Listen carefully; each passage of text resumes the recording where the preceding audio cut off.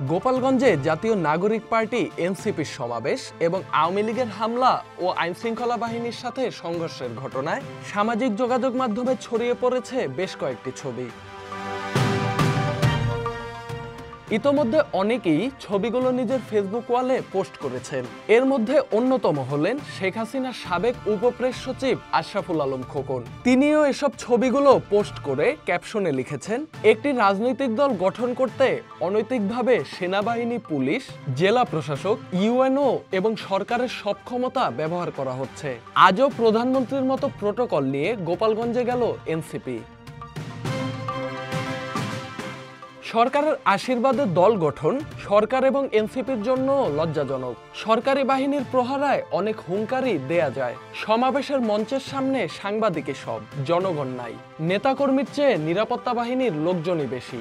বেষ্টনীর ভেতরে না থেকে জনগণের বলে বলিয়ান হন। তাদের পাহারা ছাড়া রাজনীতির মাঠে নামেন, তাহলে আপনাদের সংগঠনের আসল চিত্রটাও বুঝতে পারবেন। তবে ছবিগুলো নিয়ে তৈরি হয়েছে বিভ্রান্তি। খোকনের পোস্টের ব্যাখ্যা দিয়ে ফ্যাক্ট চেকার কদরউদ্দিন শিশির জানান, ছবিগুলোর মধ্যে ডিবির গুলি করার ছবিটি 2022 সালে বিএনপির সমাবেশে ডিবি অফিসারের গুলির দৃশ্য। আর আরেকটি ছবিতে যে ছেলেকে রাস্তায় পড়ে থাকতে দেখা গেছে তাকে মৃত বলে একাধিক পোস্টে দাবি করা হয়েছে, কিন্তু লাইভ একাধিক ভিডিওতে দেখা যায় ছেলেটি রাস্তায় পড়ে থাকার পর সেনা সদস্যদের সহায়তায় উঠে দাঁড়িয়েছে। তবে এর আগে একজন সেনা সদস্যকে তার গলায় বুট দিয়ে আঘাত করার দৃশ্য ক্যামেরায় দেখা গেছে।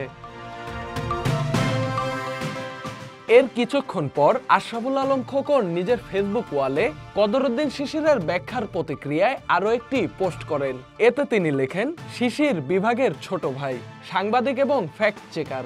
যখন নিজেই রাজনৈতিকভাবে নিরপেক্ষ থাকতে পারে না, তখন ফ্যাক্ট চেক কিভাবে নিরপেক্ষ হবে? একটা ছবি আগের ওইটা ঠিকই ধরেছে, কিন্তু আজকের গুলো নিয়ে সে কেমন জানি উদ্ভ্রান্ত। Dhaka express desk report.